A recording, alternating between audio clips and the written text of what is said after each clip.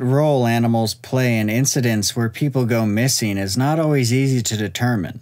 We like to assume there would always be evidence of animal predation, but this is not always the case.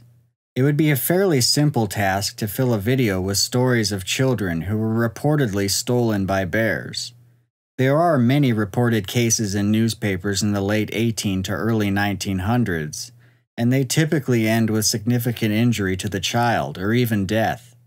A common theme I've noticed in your typical bear attack is berries. A family goes berry picking, then leaves their child on the ground unattended, only to have a bear swoop in and carry the child off. Sometimes bits of torn cloth are left behind, sometimes there is nothing to be found. This connection is not altogether surprising, however. Berries are a food source for bears, and if one stumbles upon an infant left unattended, the result is sadly obvious. While not unheard of, it is pretty uncommon to find incidents where the child comes out totally unscathed, and when they do, there is sometimes an unusual story that follows. The stories that are of particular interest are the ones where these bear kidnappers don't act like your typical bear. You may have heard some of these stories before, or even on this channel, but they've been added to create an all-encompassing view of this phenomenon. The cases I'm going to discuss in this video will only get stranger as I go on. I am merely trying to present these stories as they were written a long time ago. The veracity of each tale is really up to the viewer to decide.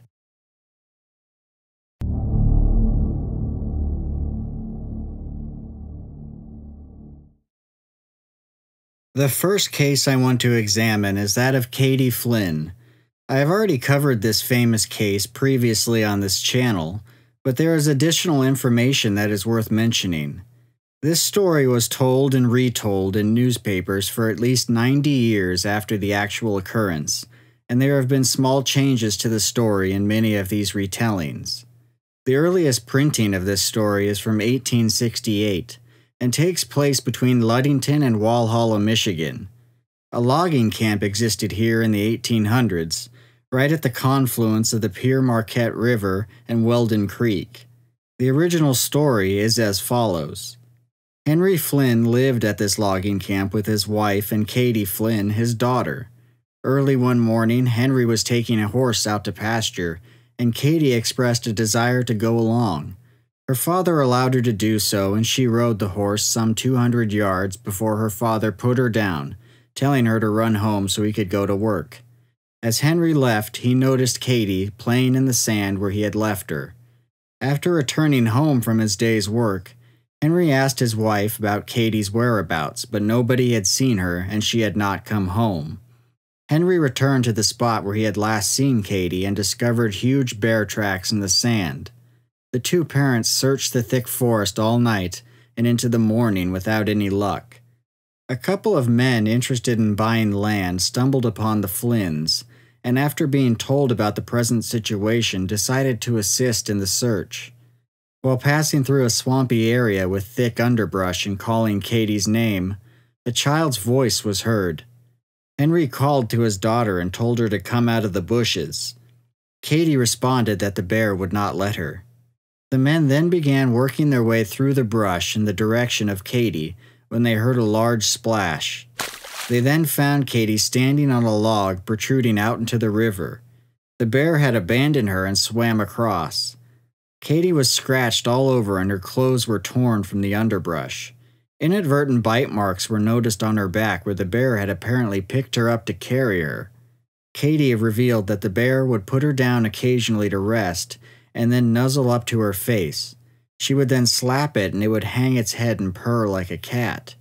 She said at night the bear would lay down beside her and put its arms around her for warmth, but that she did not like its shaggy long fur. This is the entirety of the story as it was originally printed in 1868. Additional details came from witnesses who worked or arrived at the logging camp to assist in the search for Katie. For example, a 1936 article relates the tale as told by Henry Butler. At the time he was just a young boy, but he was present at the logging camp. The story he tells is essentially the same, saying that the bear came along and picked Katie up while she was playing in the sand. He also states that when the searchers stumbled upon Katie, the bear fell out of a large hemlock tree and into the river before swimming across. He claimed that Katie was reticent to talk about her ordeal, fearing people wouldn't believe her, but after careful questioning they discovered the bear had gathered berries for her to eat, in addition to keeping her warm at night. Finally, Henry Butler states that after the incident, the same bear kept coming around the Flynn residence looking for Katie. The family became so worried that the bear might kidnap their child again that they hired a Native American man to stand guard outside their house and protect them. According to Mr. Butler, this Native American eventually shot and killed the bear. A 1932 issue of the Ludington Daily had an account of this story by a man named Lewis C. Towns, who was well acquainted with some of the rescuers and claimed to know the true story. His version of events plays out much the same as any other, up until the point Katie is rescued and tells her story. He said Katie told her mother that a big dog came up to me, took me in his arms, and walked away with me. Her mother noted one of Katie's shoes was missing and asked where it had gone. Katie told her the big dog ate it. Another eyewitness to the event was a man named W.E. Barry, and his point of view was documented in a 1912 issue of the Ludington Chronicle. Barry's account follows suit with others up until the party searching for Katie came upon the river. Barry states that the group was intending to cross at a log jam in the river, but when they arrived they witnessed a bear moving fast on 3 legs, crossing the very same log jam. One of the men prepared to shoot the bear when he was stopped. It was noticed that the bear was holding Katie with one arm. Once the bear had crossed to the other side of the river, it dropped Katie and made off into the woods. The men then recovered Katie and took her to safety. According to Barry, when the men questioned her, she told them that as she played in the sand, a big black thing approached her and began to play with her. After a while, it held out its paw, and she grabbed a hold of it and the two walked off together. Before darkness fell, the bear came to her with its paw full of wintergreen berries, which the two ate. Afterwards, the bear gathered together a bed of leaves and wrapped its arms around Katie, keeping her warm all night. Barry also claims that before the event occurred, Mr. Flynn had been hunting bears in the area and had killed a great many, both young and old. He recalls another lumberjack at the time commenting that Mr. Flynn would be sorry for killing the cubs one day, and it wasn't long before Katie was taken by a bear. W.E. Barry's account of the Katie Flynn incident added many unusual elements to the story. This version, however, was later directly refuted by a Mrs. Dawn in a 1951 issue of the Ludington Daily News. Her father-in-law, Mr. Dawn Sr., was a witness to the events and had told the story to her many times, but Mrs. Dawn said she had never heard it told in the fashion W.E. Barry had. She says her father-in-law arrived in the area to assist in the search and had set out on his own in an attempt to find Katie. He had no success, but when he returned to camp in the evening, he found everyone celebrating. Katie had been found. Mrs. Dawn reports that Katie told searchers that a big dog had kept her warm all night and licked her face, and when she was hungry she ate wintergreen berries, and so did the big dog. Katie was apparently unaware that the big dog was in fact a bear. I've taken the time to relay these different versions of the same story to show how difficult it can be to discern what really happened in an event like this. Each witness has a different perspective on different details. People's memories fade and alter over time, and perhaps an already fantastical story becomes even more so, or perhaps not. Many of these accounts were told many years after the fact, and in the cases of Mrs. Dawn and Lewis Towns, it is filtered through a generation of retelling. That's not to say that any one person's story is incorrect. It's up to us to discern what to believe. Perhaps the original 1868 article was the freshest and most accurate telling of events at the time, but it also lacks many of the bizarre elements present in later retellings. This incident certainly happened, and the events that took place were so incredible that they made it into local legend for decades.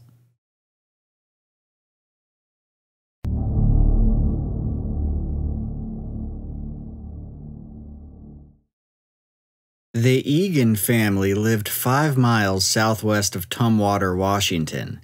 T.W. Eagan was a farmer living on a secluded piece of land with his wife and 2 children.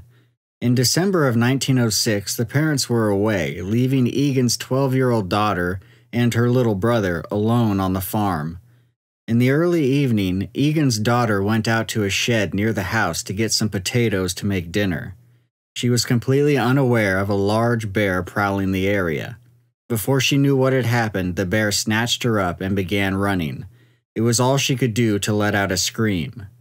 Her little brother, alarmed by the sounds of his sister shrieking, came out of the house just in time to see the bear dragging his sister by her skirt and then carrying her with its forepaws.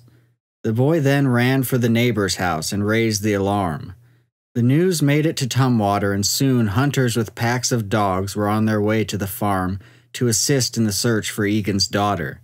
Yet by the time the would-be searchers arrived at the Eagan home, they found his daughter was already back and unharmed, apart from some scratches and torn clothing. Eagan's daughter said the bear carried her for about 300 yards before dropping her and shambling off. She found her way to the nearest house, where she found help and was eventually returned home.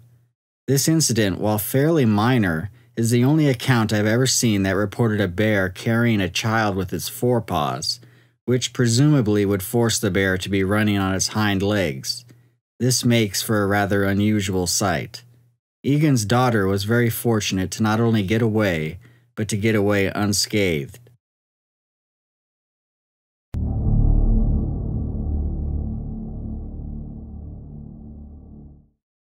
In February of 1907, an unusual report made the rounds across numerous newspapers involving the wife of a farmer named Mrs. Ingram. The couple lived on a farm in Afton, Virginia, along with their newborn child. Early in the day, Mrs. Ingram had made plans to take her infant child and meet her husband along the fence line of their property at dusk. From there, the plan was for Mr. Ingram to accompany his wife and child as they walked to visit their neighbor's house for the evening.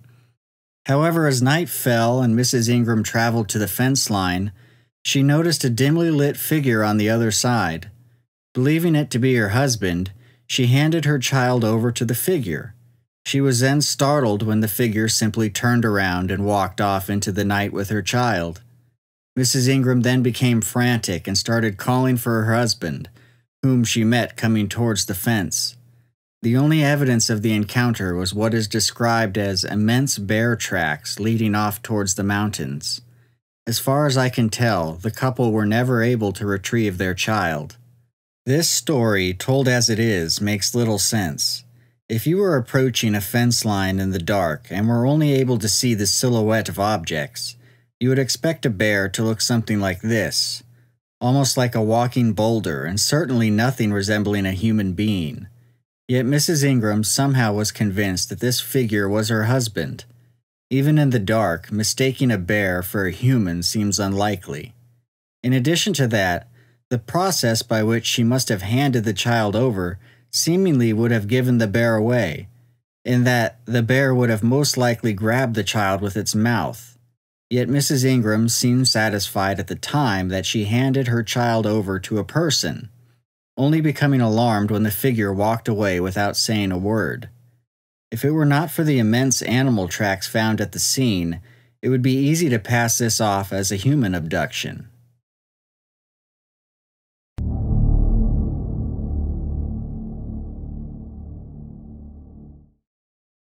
There are a number of reports out there of bears seemingly adopting children after they steal them.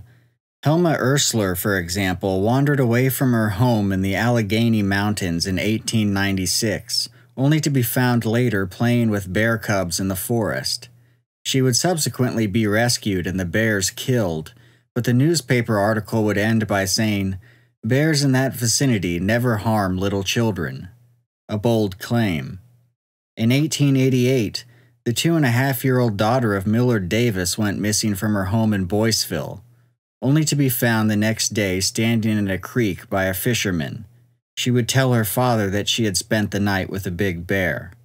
Another incident occurred in Idaho in 1883, when the 18-month-old baby of James Vaughn was simply laying outside near the mother while she was doing laundry, and the child simply vanished.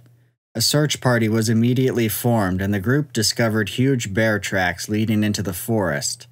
The searchers assumed the child had been eaten, but nevertheless chose to follow the tracks into the next day. In the morning, they stumbled upon the baby fast asleep in a massive bed made of grass and weeds. The child was essentially unharmed despite the fact that it had apparently been carried by this huge bear over miles of mountainous terrain. Another interesting incident I've read about was regarding a 5-year-old girl in Russia in 1902. Two sisters were walking around outside their village when a bear ran up, grabbed, and carried away the youngest. The older child then ran back to town to tell the village what had occurred. It took 3 days of combing the forest for searchers to find the girl.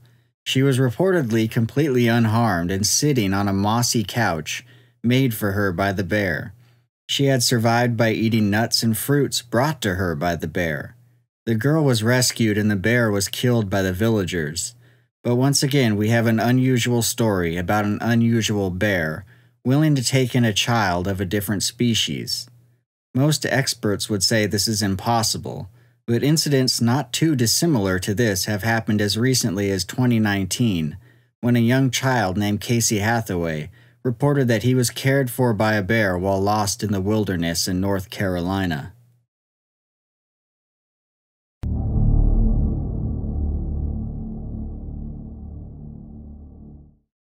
In some reports, the abilities of these bears goes to a whole other level. One example of this happened in 1904 from a farmer named Chester Ford, who lived out in the country near Millville, New Jersey.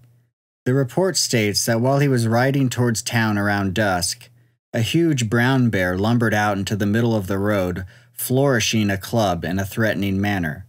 It began to growl at Ford as it stood on its haunches. The rather bizarre encounter made Ford's horse become uncontrollable, and it swiftly turned around and took off back towards home. Ford would tell the reporter that he had seen the large animal when he was still quite a distance away, and wondered what it could be, as bears had not been seen in the area for many years. The article writer guesses that it may have been the same bear thought to have been carrying off livestock in the area several years prior. That bear had been tracked to Blackwater Swamp before losing its trail. The strangeness of Chester Ford's story, if true, really can't be understated. Obviously, bears have never been known to wield clubs as weapons, and as far as I can tell, only black bears have been known to historically exist in New Jersey, but as stated in the newspaper itself, none had been seen in the area for quite some time. We can easily question the veracity of the farmer's story, but what a bizarre tale to invent, and for what purpose. Regardless, this story certainly ranks among the reports of bears behaving in very unusual ways.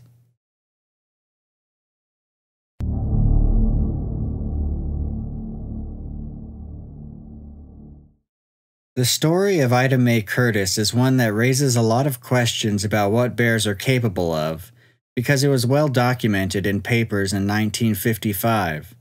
The incident occurred at a logging camp where Mr. Curtis worked. The whole Curtis family had arrived at the camp for a 4th of July picnic event. Mrs. Curtis had left 2 of her children, Cecil and Ida Mae, in a large tent while she went to see Mr. Curtis, who was out working. When she returned, she said she saw a bear running away on 3 legs, as though it was carrying something in its arm. A sight very similar to what was seen by a witness in the Katie Flynn case. Ida Mae's grandfather also told newspapers he witnessed a bear running on 3 legs and tried to follow it before losing it at a creek. Searchers poured in from all around to help find Ida Mae until she was discovered almost 21 hours later. Across a creek and safely sitting in a shelter made of cedar branches, which were described as being too heavy for her to lift. The sheriff in charge of the search, made multiple statements to papers that he did not think a bear was involved in the incident, and that he thought he had convinced the Curtises of the same. He stated, "I don't see why they keep saying that." Aside from many members of the Curtis family witnessing a bear running away from camp, Ida Mae's clothes were apparently dry when she was found, despite having to cross a creek, and she was not hypothermic, despite it snowing while she was lost. This seemingly indicated that she was carried and kept warm while she was lost. Mr. Curtis also told papers that his daughter kept repeating the words bear and big bear after they were reunited together. Despite the sheriff's claims to the contrary, there seems to be ample evidence that Ida Mae was kidnapped by a bear that went to great lengths to take care of the child.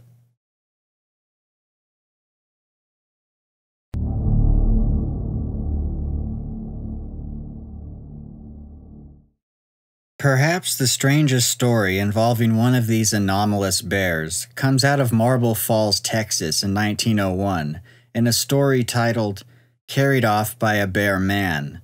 The story briefly alludes to an old Native American legend of a bear man or king existing in the region. It goes on to describe how a local woman named Ramey Arland went outside her home one evening to gather her flock of sheep which were grazing nearby. Shortly thereafter, her family heard a scream come from the field where Ramey had been. Ramey's mother rushed outside as the screaming continued, though this time they were accompanied by what was described as the scream of a panther. The mother grabbed a rifle and ran into the woods in search of her daughter, but she couldn't find any trace. She then returned home and collected a hunting party, who searched the woods all night.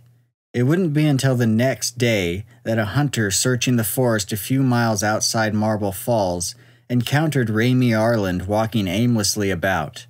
The hunter helped her home, where she quickly recovered.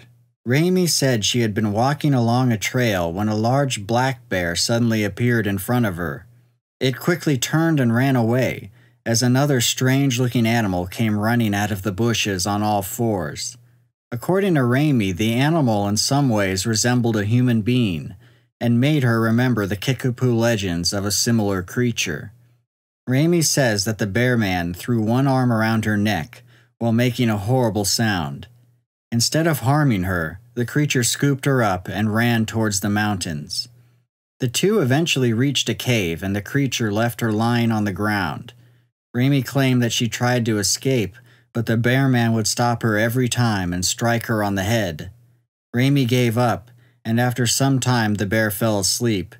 She then waited an hour before making another escape attempt. This one was successful, and she was found. After the locals heard this story, they banded together to go out and kill the creature. The group apparently found the cave and the monster, who growled like a panther and beat its chest at the men. It seemed to the hunters that the creature was at least human in shape, and they hesitated in shooting it. The bear creature then charged at them in a rage, and they were compelled to shoot it. The story essentially ends there, with no description of what was done to the body. The story has undoubtedly raised many skeptical eyebrows since it was initially reported, and for good reason. As usual with a story so old, we are left to determine the accuracy of the story based on a single report. Marble Falls, the location in Texas where the event supposedly took place, certainly does exist. The article reports that the creature took Ramey into an area called the Moon Mountains. I couldn't find a location with this name nearby, other than Moon Mountain, which is some 40 miles south of Marble Falls. I suppose it's possible that there could have been a small range with this name over 100 years ago when this incident occurred, and perhaps was lost to time. Ultimately, we can't be certain of anything in this report. This does not make it any less interesting, however.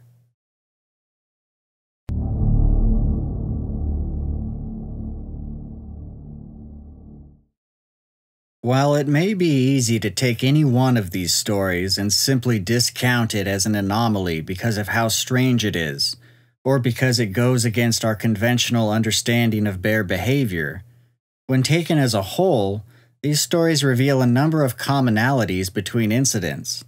What these ultimately tell us is anyone's guess.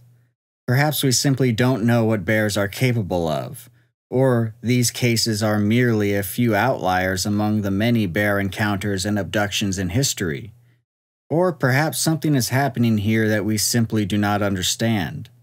If you have a thought about what these incidents mean, leave a comment and share your ideas. And until next time, thanks for watching.